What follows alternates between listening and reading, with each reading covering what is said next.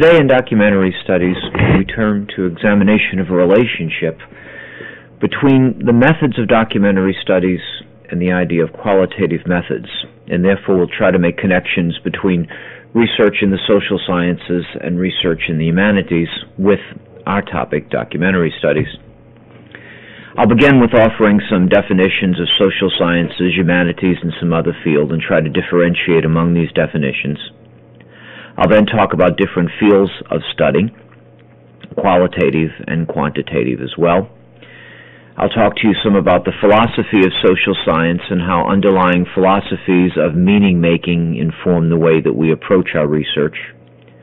I'll define qualitative methods for you and talk some about the origin and development of qualitative methods. And then I'll turn a little bit more precisely to documentary studies and its definition. We talked about that in a previous lecture, but I'll further that definition here. And then some key relationships between qualitative research and documentary studies. To begin then,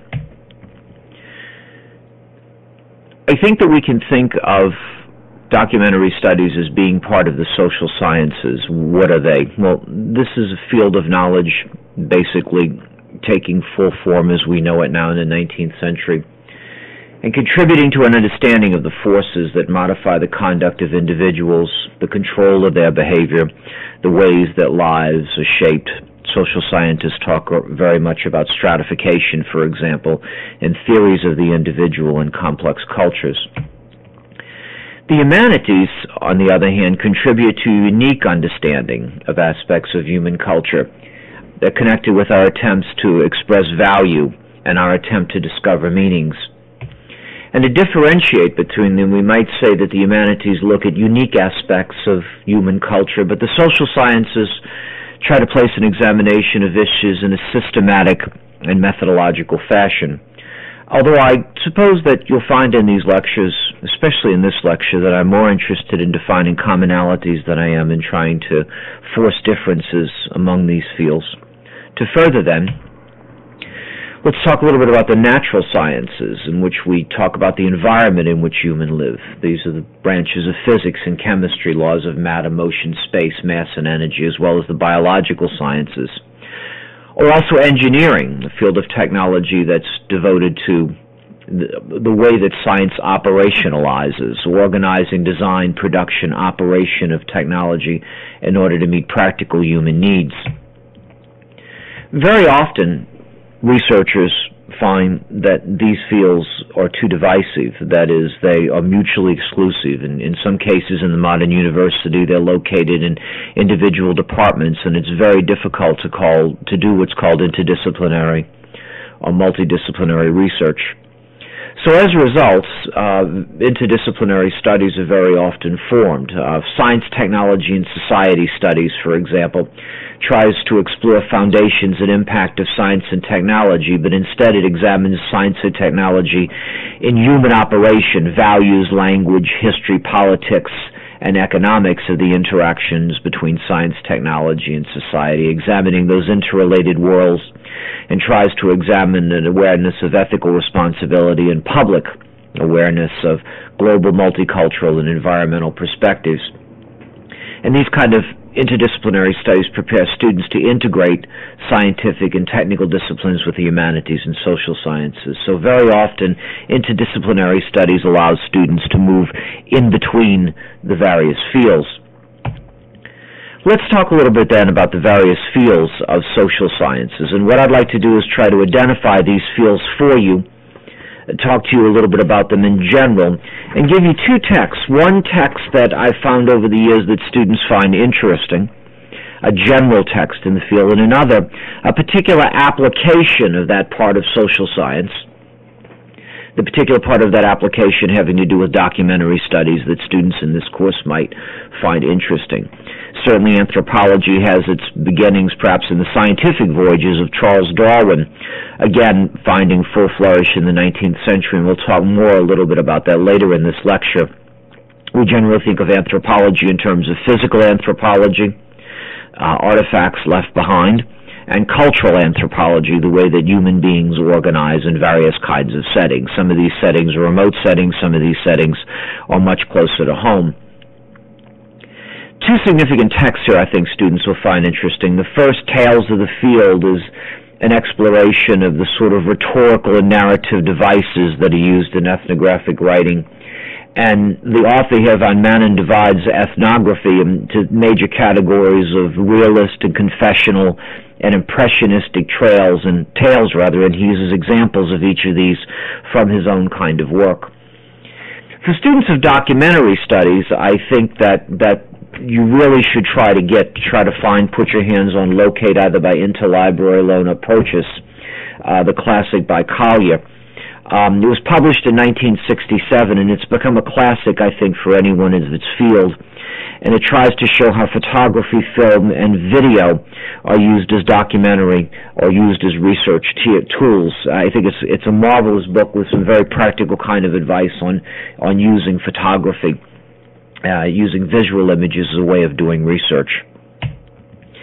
Communication, which is the field I suppose I'm trained in, and the field I operate in most regularly, I've put down here is not the study of writing at all. It's the study of signs and the way that signs are interpreted. Individuals here are interested in messages, in literacy, and technologies of literacy. The most general text I think that undergraduates, graduates find helpful is Walter Ong, Orality, Literacy, and the Technologizing of the Word. Here Ong makes the point that literacy has psychodynamic properties, and that literacy helps us restructure our consciousness, that societies with advanced form of literacy actually think differently than do societies without literacy. And as far as for a student of documentary studies, I can't recommend enough Shirley Bryce Heath's Ways with Words. Heath really spent 10 years working in two communities located in the Piedmont area of Carolinas, Tracton, which is a black community, and Rhodeville, a white community. And these communities were linked with textile mills of the region to the strong agricultural base that we find in the Carolinas. In these two areas, Heath tries to document how children learn to use language and how language establishes roles, identities, children's relationships among family and friends. And she follows these children into their schools during early days of desegregation in the South and documents how the quite different ways of learning language in schools affects the integration of these children into academic life. And it's a marvelous study of communication and documentary studies. I recommend it highly. Economics is the study of the allocation of resources under conditions of scarcity, and economists are interested in production, in distribution, and consumption. A favorite popular text was published originally in '53 and has undergone many subsequent revisions. Very lively text in which Heilbronner presents biographies of famous economists. He presents biographies of, for example, Robert Owen. He presents biographies of Adam Smith, of David Ricardo, of Karl Marx, and of John Maynard Keynes as well. For our purposes in this course, the single best group of texts that we can use is that studied by the World Bank. Voices of the Poor consists of 3 books that bring together the experience of over 60,000 poor men and women. The first book, Can Anyone Hear Us?, is based on the voices of 40,000 poor women and men in 50 U.S. countries from the World Bank's poverty assessments. The second book, Crying Out for Change, draws from 23-country comparative study. And the final book, From Many Lands, offers regional patterns and country case studies. It's perhaps the most massive work of qualitative research ever undertaken. I recommend it highly. Again, sponsored by the World Bank, Voices of the Poor. In sociology, we recall that sociologists study relationships among people. And these relationships, sometimes called the relationships, is the ways they stratify as they're influenced by social, political, occupational, and intellectual groups. The most significant general text, I think, is by William Julius Wilson. Wilson has taken great attention to discuss the importance on race on urban poverty. and his studies highlight the devastating effect of increased joblessness. He's written that crime, family dissolution, welfare, and low levels of social organization are fundamentally a consequence of the disappearance of work, he says, disputing conservative claims that inner-city poor don't share in the same basic values of other Americans. He believes that the way that the underprivileged elements in American culture work, especially in urban environments, are the result of jobless poverty and not the cause of it. And he argues for very aggressive solutions: national health care, government jobs, suburban-urban consolidation, new approaches to affirmative action. For students of documentary studies, I'd strongly recommend Laboratory Life by sociologists Bruno Latour and Stephen Woolgar. The book is based on work done at the Salk Institute and provides a thesis on the way that science is conducted, basically in the way that facts are constructed. Construction in this book referring to a slow, practical craft work by which inscriptions are superimposed and accounts are backed up, and that the way that construction is negotiated is by a second element, and he terms this element agonistic. He reminds us that if facts are constructed through operations designed to affect the dropping of modalities which qualify a given statement, more importantly, if reality is the consequence rather than the cause of this construction, this means that a scientist's effort is directed not toward reality but toward those operations of statements, meaning that the way that scientists argue their positions, the way that they construct their positions and argue for the validity, plays an important part into the way that science works. We'll see as we go through this lecture that kind of work makes us question the positivists or the traditional received view assumptions of science. In geography, scholars look at the study of the natural environment and how that natural environment manifests itself sometimes in human and cultural impact. Geographers are interested in ecology, climate, resources, and the traditions, or the tradition of the individual, spatial tradition, area studies, and earth science. The text that still hits students the most, I suppose, is John Wesley Powell's exploration of the Colorado River.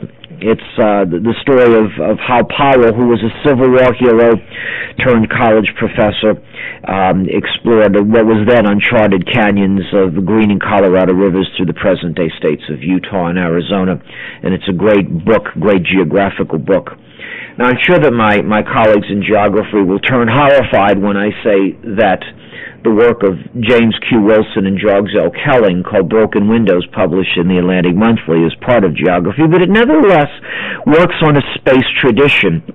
These two researchers developed what they call the broken window theory, and they said to look for a broken window in an urban area and to try to find out what goes on around that broken window, what sociology, what activities occur around it, is a meaningful practice.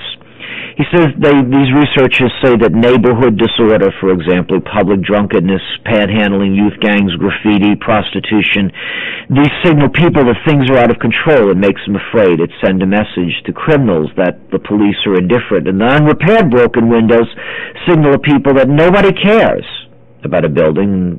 Perhaps nobody cares about the disorderly behavior as well. And these two researchers believe that spatial theory, what happens around situations where windows are broken in urban areas, is a significant thing to study.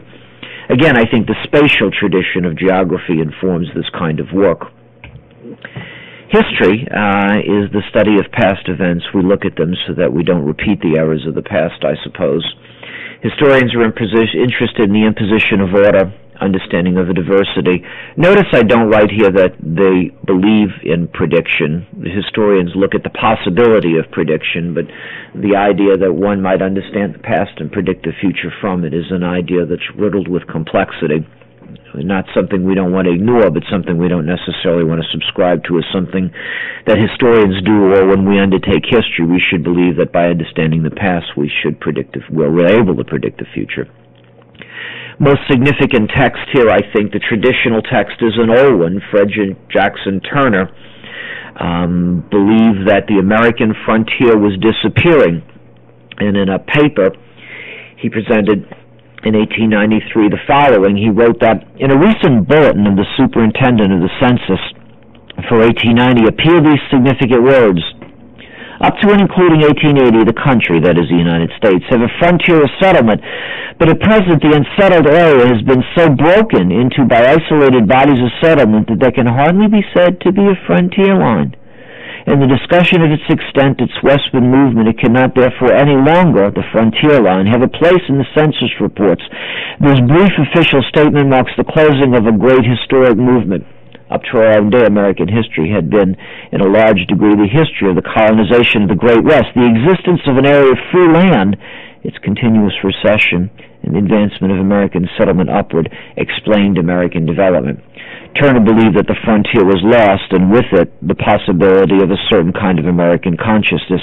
The Turner thesis has been widely and hotly debated, and I don't want to say that it is a definitive American thesis on how the frontier works, but I do want to say that it's an intriguing and enduring part of our consciousness about how American history works, and the Turner thesis stands today as something that remains a significant part of our American cultural heritage, even though, as other historians have proven, the details don't quite work out. Today, I think our most popular modern historian is Stephen Ambrose, and the book I've listed here is quite good because this is a book that follows George McGovern.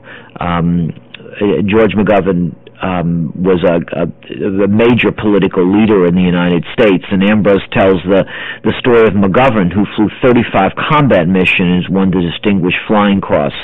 Ambrose did detailed, structured interviews with McGovern in order to elicit the text for this book. I suppose just as Turner tried to document that the West had receded, Ambrose is trying to document that those who served in World War II are also becoming a dying breed in America, and trying to document something that he feels is being lost, in this case, by turning to a particular individual, George McGovern, who sort of features as the hero of the book. It's a marvelous book. I suggest it highly. In political science, we see that there's a study of social arrangement of power, and those who do this kind of work are interested in politics, laws, administration, and international relationships. And I feel fairly certain, again, that my disciplinary colleagues would be shocked by me putting John Rawls here, this is usually considered a philosophical work. But nevertheless, in modern research, when one talks about justice or theories of justice, one always recounts Rawls' works. Rawls set forth such enduring principles as the original position that every individual imagines himself, herself, without any government, and rationally discusses what sort of government could be supported by using a social contract, that is a theory recalling Hobbes and Locke and Rousseau, and how individuals work in order to construct a society. And he believes that it's useful to think of a veil of ignorance dropping over individuals, that is, a way of individuals rationally constructing a world where their own private interests are foremost in the negotiation. Theory of Justice by Rawls is quite an important book. But for texts of students of documentary studies, I'd suggest Dorothea Lange and Paul Taylor's An American Exodus. Robert Coles writes of this book that it's not only a wonderfully sensitive, compelling, engaging documentary studies, it charges others to follow suit, to do their share in taking the measure for good or bad of our nation's 20th century fate. Lange was an energetic, ambitious photographer, but she was also a moral pilgrim of sorts, ever ready to give us a record of human experiences truly matters, our day-to-day struggles as members of a family, of a neighborhood, of a nation, to make, to do, to take on life as best we can, no matter the obstacles we face. And so, too, with Paul Taylor, a social scientist who dared play a pastoral regard to his ordinary fellow citizens, even as he mobilized a broader kind of inquiry into the forces at work on them and on their nation. Coles writes, we can do no better these days than to look at their book over half a century that appeared, not only as an aspect of the past, a remarkable social record, an instance of careful collaborative inquiry, but as a summons to what might be done in the years ahead, very much what needs to be done, a humane and literate kind of social inquiry. Psychology, as well as part of the social sciences, we think of that as a study of mind and personality. Psychologists are interested in emotion, memory, perception, and intelligence. I cited here, Skinner's work can be found in any one of a number of places, but an early work, The Behavior of Organisms. Skinner, as I suppose everybody knows, was a leading exponent in the school of psychology known as behaviorism, a school that talked about the behaviors of humans and other animals in terms of physiological responses to the organism to external stimuli, and he rejected the kind of thing that one finds in forms of psychology such as psychoanalysis, and he studied patterns of rewards and stimuli, and he maintained that learning occurred in an individual organism as a result of responding to operating conditions in the environment. He coined the term operant conditioning to describe this phenomena. In a modern work, we might want to look at Arthur Kleinman's The Illness Narrative, Suffering, Healing, and the Human Condition. Kleinman is an MD, a psychiatrist at Harvard Medical School, but he's also professor of anthropology at Harvard University, and he describes the kind of work that he does as a kind of ethnography. He provides transcripts from patients and tries to derive a theory or a number of theories based on how patients narrate their own illness that would try to help clinicians know more about suffering, healing, and the human condition. So, what is it that social scientists do? What is it that they look at? Social scientists look at many things, but these among them. Social scientists look at ideology. What is ideology? It's a sort of a theorizing, isn't it? It's a systematic body of concepts about human life or about human culture. We think, for example, of Karl Marx and his idea of ideology, thinking about forms of consciousness that is specifically appropriate to individual groups of society, a proletariat consciousness or a bourgeois consciousness, a bourgeois ideology. But there's a more contemporary use of that, I think, and that means that ideology is a collection of shared assumptions within a society about how the world is seen and about how life is experienced. And many social scientists believe that language, both spoken and written, is a way that helps us understand, construct, and interpret that societal ideology. Racism is defined quite specifically by some groups. For example, the International Convention on the Elimination of All Forms of Racial Discrimination defines racism as any distinction, inclusion, restriction, or preference based on race, color, descent, national or ethnic origin, which has the purpose or effect of nullifying or impairing the recognition, enjoyment, exercise, or equal footing of human rights and fundamental freedoms in the political, economic, social, cultural, or other fields of public life. We begin to get a sense here that racism is defined very precisely by some groups in order that we might understand better the conditions that produce racism and then formulate policies will allow racism to be eradicated. And the same is true for sexism. That is the idea that one particular group, by basis of gender, would be able to achieve autonomy or perhaps superiority over another group. Poverty is very often set precisely more precisely specifically as the idea of racism. Poverty lines, for example, and designations are created by the Census Bureau to study certain elements of society, and these elements of society are stratified as a favorite activity of social science by means, for example, of income. Crime is usually thought of in two ways. One is any wrongdoing that's classified by state or by Congress as a felony or a misdemeanor. But there are other kinds of crimes that are considered bad by themselves, and those include offenses against the moral law, for example, interfering in public worship or interfering in public justice as well. Social scientists are always, in the 20th century at least, concerned with crime and the impacts of crime on culture. Violence, aggression, is very often described broadly and then very often described very specifically. Many social scientists, for example, study violence against women and classify that violence into various types: physical violence, of course, but also sexual abuse, emotional abuse, environmental abuse and social abuse, which social abuse being sort of the reifying function, the function that includes, for example, a family or a culture that approves of certain kinds of violent activities, a way that culture seeks to reify violence against women. Urban complexities, again, urban can be very precisely defined. The Census Bureau, for example, in 1995 defined urban for an earlier 1990 census as comprising all territory, population, and housing units in urbanized area in places of 2,500 or more persons outside of urbanized areas, and made very precise census designations on what's meant by urban and then what's meant by an extended city or an urbanized area as well.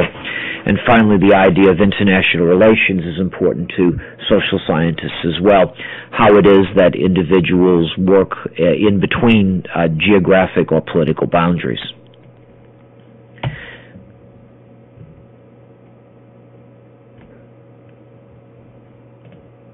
But what am I getting at in all this? Well, we've certainly taken a look now at what social scientists do, and I'm trying to set up a connection between documentary studies and the social sciences. In a particularly intelligent book, Martin Hollis has tried to give us a social history of the philosophy behind social science. And in that starts out with a quote by Francis Bacon. It's worthwhile reading this quote and taking a look at it in detail. Bacon wrote that there can be only two ways of searching into discovering truth. One way flies from the senses and particulars to the most general axioms, and from these principles, the truth of which it takes for settled and immovable proceeds to judgment and discovery of middle axioms, and this way is now in fashion. Well, that's the way of tradition. That's the way that Bacon would have associated with the Catholic Church.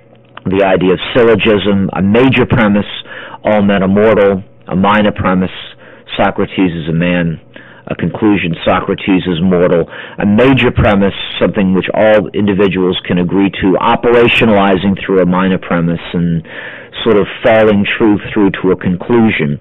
That way, Bacon said, is now in fashion. The other, and this is what Bacon's arguing for, derives from axioms from the senses and particulars, rising by a gradual and unbroken ascent, so that it arrives at the most general axioms last at all. And this is the true way, but this is the way as yet untried. And of course, what Bacon is advocating there is the idea of empiricism, or the idea of the scientific method.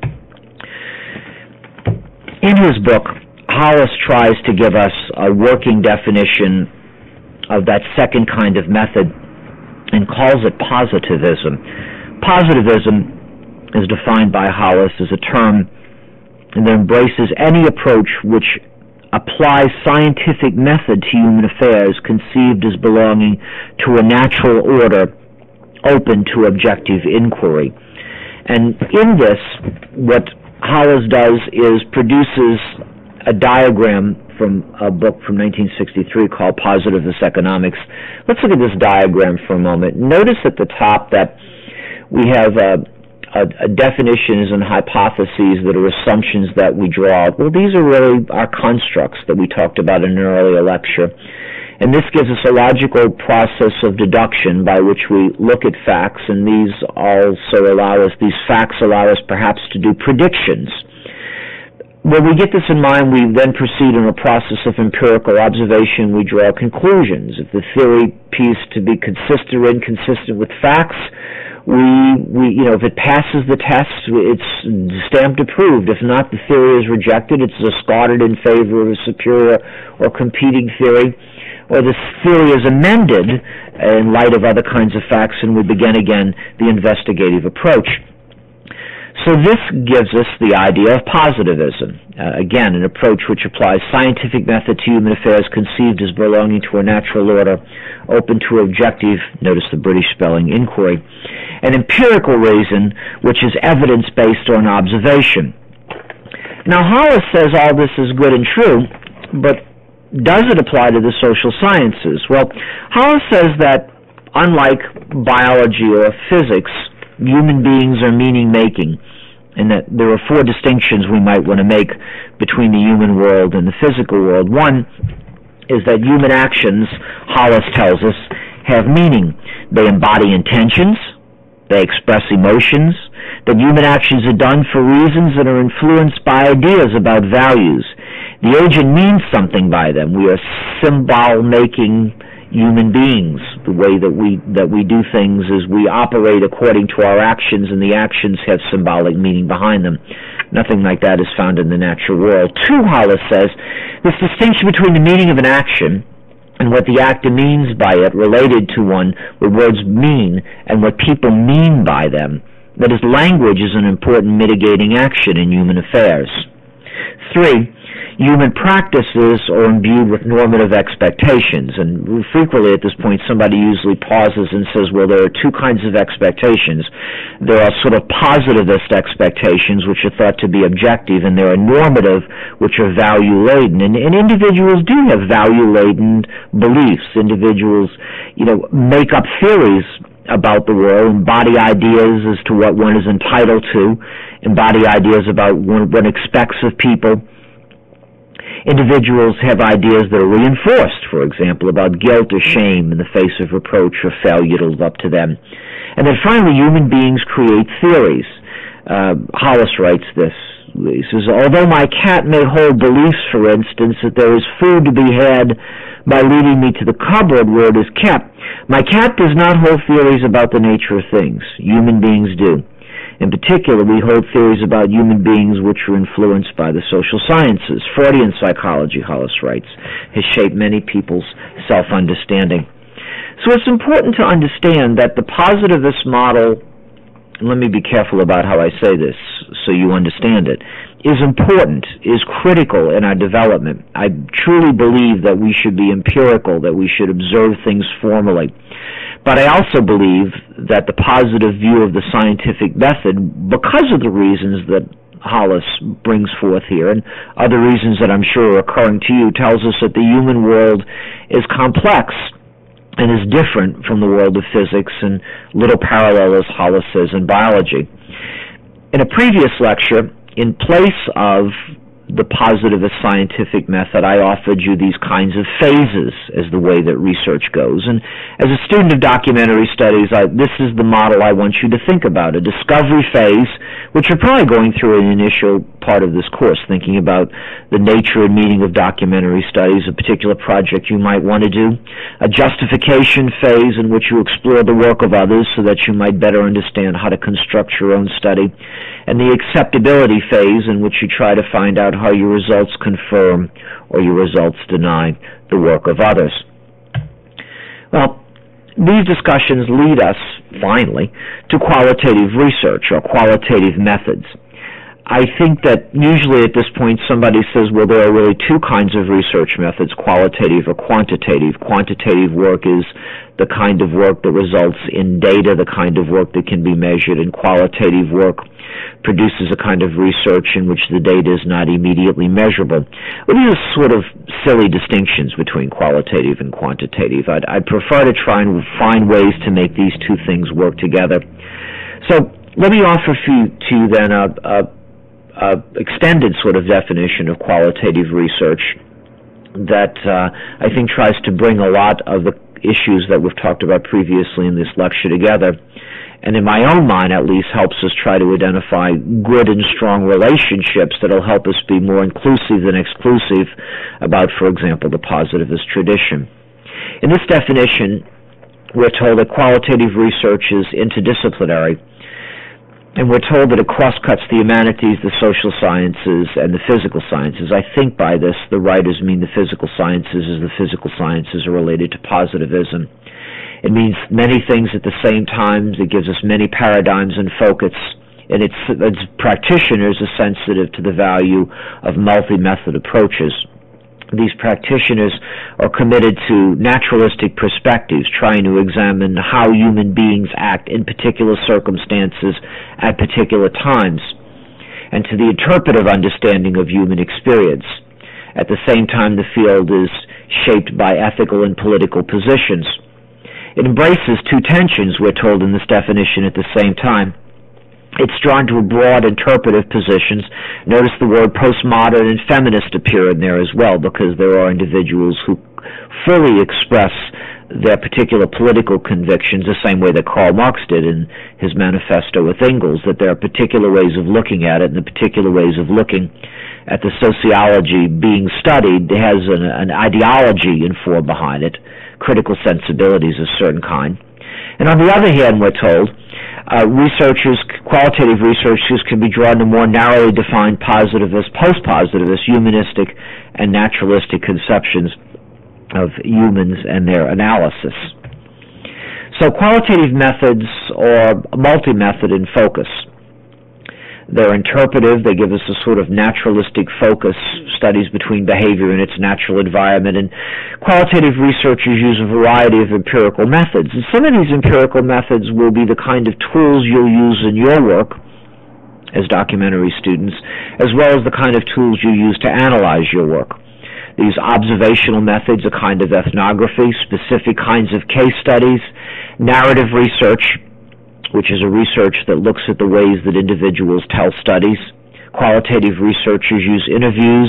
They use historical work to try to tell us about particular context at particular time. Qualitative researchers use biographical work to try to put individuals as exemplars of particular kinds of historical circumstances. And qualitative researchers use visual methods as well, photographs or films, or most recently the idea of the World Wide Web. Well, Claude Lévi-Strauss told us in The Savage Mind that we might want to think of ourselves in this kind of research as professional do-it-yourself people, a bricoleur who produces a bricolage. A bricolage is a close-knit set of practices. I think that this is a very helpful way of looking at the kind of work that social scientists do. Claude Lévi-Strauss was a French anthropologist, and he's interesting to us as qualitative researchers is that he's best known as the founder of structural anthropology. He believed that linguistics, helped us view a culture as a communication system, and this communication system produced by helping us understand cultural institutions and the ways that these cultural institutions form themselves into units. And he believed that if you looked at these cultural institutions as they're formed by language more comprehensively enough, you could discover principles of their operation and the structures behind those. Now, I don't know if we want to believe that that exists in all circumstances, or that we can translate what happens in one culture across to another culture in all circumstances, but clearly the idea of looking carefully at a phenomenon and trying to understand deep units, the structures, are very much what documentary studies is about. Let's talk a little bit about the history of qualitative methods, where they come from and why they are significant. The particular source I've set up on the top of this page from the landscape of qualitative research divides the origin of qualitative studies up into different kinds of periods. The first period, or exemplar of the first period, the traditional period from the turn of the century to 1950, the famous names involved in that are Menelowski, for example, in his work in New Zealand. Menelowski founded the field of social anthropology known as formalism, and he held the belief that all components of society sort of interlock to form a well-balanced system. He emphasized characteristics of beliefs, ceremonies, customs, rituals, sexual taboos, and try to find meaning in that work. It's interesting to think about Menelowski and some of the assumptions that he brought to the work that he had. About one of his field experiences in New Guinea, he wrote the following: "Nothing whatever draws me to ethnographic studies. On the whole, the village he was studying struck me as unfavorably. There's a certain disorganization. The rowdiness and persistence of the people who laugh and stare and lie discouraged me somewhat. Went to the village hoping to photograph a few stages of the barra dance. I handed out half sticks of tobacco, then watched a few dances, then took pictures, but results were poor. They would not pose long enough for time exposures. At moments I was furious at them, particularly because after I gave them their portions of tobacco, they all went away." I think that the researcher during this period, the field worker, was a sort of lionized individual, a larger-than-life figure who went into the wilderness and returned with stories about strange people. It was very much part of the colonial mentality. I think that modern ethnography, modern social science, modern qualitative research, modern documentary studies is supposed to avoid this. It certainly says it's supposed to avoid it on paper, but I wonder very often about undercuts of these things, the kind of underpinnings of the consciousness we bring to the consciousness of others we observe. Malinowski expected these natives to perform in a well-balanced fashion and really saw them as natives, as the other, rather than as part of us, and tried to understand them in a more deep way. A bit of a better job, I suppose, was done by Park with the Chicago school. Park really came into the academy in 1914, much older, at the age of 50, and embarked on an academic career at the University of Chicago. Park's work, I think, was very important in getting people to look at immigrants as they came into cities and try to understand how society is formed and to understand the complexities and the ills of society. So while during this early period we may think of Malinowski as a qualitative researcher who had gone far afield to study human behavior, Park and his colleagues at the Chicago field, Park again was a student of John Dewey, someone who was influenced by pragmatism, looked at things much more close to home. During the Golden Age, the second period, we might think of the work of Glasser and Strauss and their ideas on the discovery of grounded theory. As well, during this period, there was an increased attention to give voice to those at risk. Glasser and Strauss really were the first ones who empirically said that there are ways of looking at the way that language, transcripts, for example, manifest certain sort of constructs, certain kinds of ideas, and that by looking at these constructs, by coding them, they said in a very formal fashion, we can begin to derive theories, as those theories are based not only on action, but as those theories are based on language. Between 1970 and 1986, we might think of a kind of blurred genre in qualitative research. What's meant by this? Well, Clifford Geertz did early work in field anthropology, and in an essay called D-Play, Notes on the Balinese Cockfight, Geertz wrote the following. Early in April of 1958, my wife and I arrived, malarial and diffident, in a Balinese village as we intended as anthropologists to study. A small place, about 500 people, and relatively remote. It was its own world. We were intruders, professional ones, and the villages dealt us with this Balinese system always deals with people not part of their life, yet who press themselves upon them, as though we were not there for them, and to a degree for ourselves, we were non-persons, specters, invisible men. Well, notice that I that appears in that little paragraph. That was thought of to be very controversial at the time when this was done. I think this was written in the late 50s. The individual consciousness asserting itself into something that was believed to be more formal. And Geertz certainly capitalized on this throughout his career, asking us to look, for example, in the interpretation of cultures as the ways that individuals might understand culture, not so much as something that had a structural significance that was immediate apparent, but perhaps one that is more of a semiotic one, that individuals are sort of embedded in a web of belief that individuals sort of construct, and that the culture construct itself. And Geertz finds himself talking about webs or webs of significance, as systems of meaning that are derived that are language-based and a lot more contingent. And certainly this idea of contingency in the phase 1986 through 1990, the crisis of representation is embodied in the book The Predicament of Culture, in which in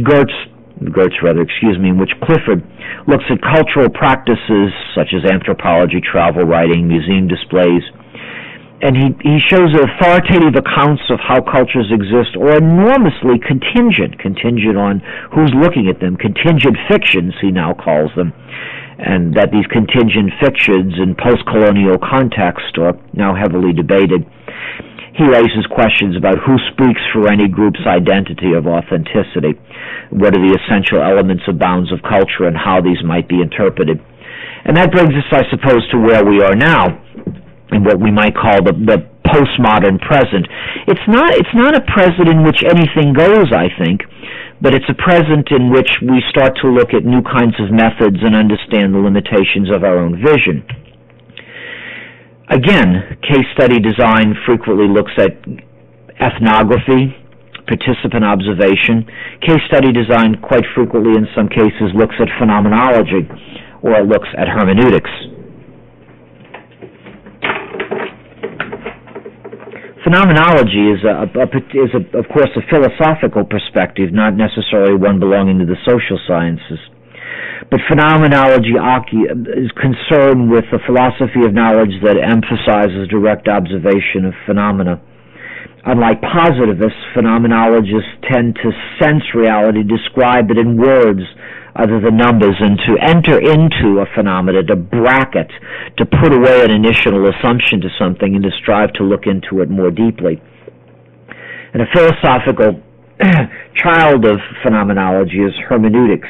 Hermeneutics originally extends to biblical exegesis, but it's a tradition that's come through the humanities and the social sciences that tells us to look very carefully at the way that meaning arises from and the way that meaning is interpreted in texts, to look at the way that language shapes ideas and the way that we interpret these ideas as they're shaped.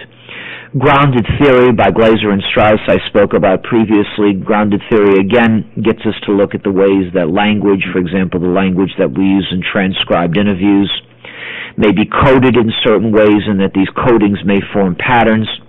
Biographical life study approaches are used. Again, we might recall Stephen Ambrose and his work on the bombers in World War II, and specifically the way that he interviews George McGovern is the central character of that, and of course more broadly our historical method. We might also look at methods of collection and analysis, ways that we interview or observe or look at artifacts and records, personal experience, and again that idea of narrative, the way that people recall things, the way that stories are told are important as well. And then finally our idea of interpretation. In the postmodern period, we talk a lot about what's meant by reliability and validity, by what are the criteria for judging adequacy, what are the politics of interpretation. Remember I said that when Gertz put the I in an early article about cockfighting in ballet, that was seen as a controversial move to write about yourself in the first person. Certainly you know that as students. Some English teacher somewhere must have told you never to use I in essays. That's a political move, and why that political move is used in certain ways is of interest. That there are certain evaluation traditions, that if you wanted to use transcriptions based on interviews, certainly you'd look at the work of Glaser and Strauss and grounded theory. And of course always the policy applications of certain things that you're doing as well. Well, let's move now to the idea of documentary studies. I certainly recommend that at some point you either get on an interlibrary loan or purchase the book Documentary Expression and 30s America. The author, William Stott, took his degrees from Yale and a PhD in American Studies. He was a Foreign Service officer in the United States Information Agency, and he does really a wonderful job telling us, although he's talking about documentary expression in 30s America, what documentary studies is. He reminds us that the term was first coined by John Grierson and simply meant it to use a presentation of facts, but then the term becomes more widely used especially by those who work for Roy Stryker for the Farm Security Administration in the Depression. This was seen, the Farm Security Administration was seen as a way to help document what it was that was going on in America in very, very impoverished areas. And Edward Streichen tells us, talking about Roy Stryker's unit, that there are two sorts of documents, one giving factual information, one that made citizens wince, and one that conveyed the feelings of a lived experience. And that further, documentary works in some ways because it defies comment. It opposes meaning. It confronts us, the audience, with, again, that word empirical coming up here, empirical evidence of such nature as to render dispute impossible and interpretation superfluous, the idea of an immediate or profound meaning that reaches into you. All emphasis is on the evidence, and the fact themselves speak. Documentary style tells us about the presentation or representation of actual fact in a way that makes it credible, in a way that makes it vivid to people at the time. But Stott also warns us that some documents are extremes, and that many documents or documentary studies don't fall into these extremes. And perhaps this is the kind of work you'll do in these courses. These are intermediate documents that increase our knowledge of public facts, sharpen it with feeling, put us in touch with the perennial human spirit, show it's struggling in a particular social context at a specific historical moment. That these studies sensitize our intellect or educate our emotions about actual life. They're social documents, but their use is social documentary. And we're reminded here about Coles telling us that documentary studies teach. They help us to offer clues, to offer proof, and there's always a twofold struggle to ascertain what can be noted, recorded, pictured, and to present, to elicit the interest of others, to provide a context so that it is connected to the conditions that informed and promoted its occurrence. And I think that those are two aims that we might look at in any of the works that we'll study and any works that we're going to do, to ascertain, to empirically verify what can be recorded, pictured, described, and to present those connections between what it is that one's seeing in the present and what is more broadly causing those conditions.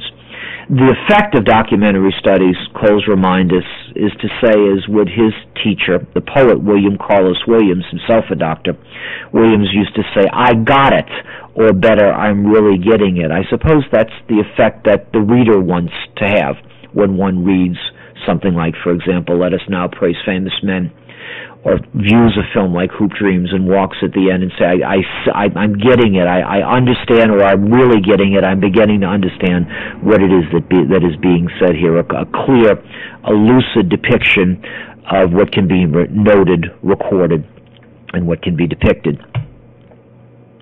Now, to close this lecture, I want to give you an idea of what are the key points to remember between documentary studies and the idea of the qualitative research that we're doing in this course.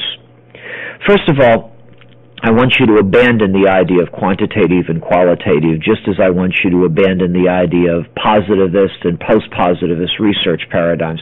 I don't want to say that anything goes, and as I'll show you in a minute, anything doesn't go. But I do want you to use as many tools as you can broadly use. I want you to adopt an integrative perspective. In your own work, because you're supposed to both analyze and create a documentary project, I want you to notice two issues. The first is design. The second, I'll talk about in a moment, is tools. In design, I always want you to look in your own work and the work at others about what others have done in the particular phenomena you're trying to document, and that begins with a literature review. And as I'll say over and over again in this course, literature review does not mean a quick down and dirty piece of work that's gotten off the web. I think the web is an enormously useful tool, but it's not as useful as a library because much of what appears on the web is not peer-reviewed and not verified, and much of what appeared in libraries is. So working up a particular phenomenon is important. In an earlier lecture, I talked about the construct, what it is that you're supposed to look at, and the variables, the predictive variables and the outcome variables, how you're going to control for the validity of what you're looking at, and how the reliability of what you're observing will be documented. Some sampling plan, a time period, for example, that you're going to look at a particular group, and how it is that you're going to look at that particular group, what members of that particular group are going to be brought forward for investigation and why. And secondly, the idea of tools, and these are the tools that you'll choose and that others have chosen as you study their works. Writing, photography. The first, the idea of a written record, something that you'll write as a sort of journal or a sort of series of memos and notes to yourself. Photography, the idea of doing film to document. The idea of using tape recordings and then the analysis of these tape recordings. Film, Again, something that should expect something like hoop dreams, in which you try to document over a particular period of time using not still images but film, or using the World Wide Web to document as well. We have gone a long way in this essay, and I think I want to close it by trying to inspire you to think about documentary studies in a very broad way. You notice that I talked often about taking various perspectives into this course and taking help where we can find it. I think that in some ways the kind of aim that we're looking for here in what we do is expressed well. At the end of Four Quartets, T.S. Eliot, the poet, closes with these lines from the last movement of Four Quartets, Little Getting. Eliot writes, "We shall not cease from exploration, and the end of all our exploring will be to arrive where we started and to know the place for the first time. Through the unknown, unremembered gate, when the last of earth left to discover is that which was the beginning, at the source of the longest river, the voice of the hidden waterfall, and the children in the apple tree, not known, because not looked for, but heard, half heard, in the stillness between two waves of the sea, quick now, here, now, always, a condition of complete simplicity, costing not less than everything, and all shall be well, and all manner of things shall be well, when the tongues of flame are enfolded into the crown not of fire, and the fire and the rose are one." So if the fire suggests the power and intensity of spirit, and the rose suggests mercy and love, what Eliot seems to be getting at is whatever meaning you give to these symbols, their union implies the visionary experience of human life, the kind of visionary experience I'd like you to have in this course as you do your own documentary projects.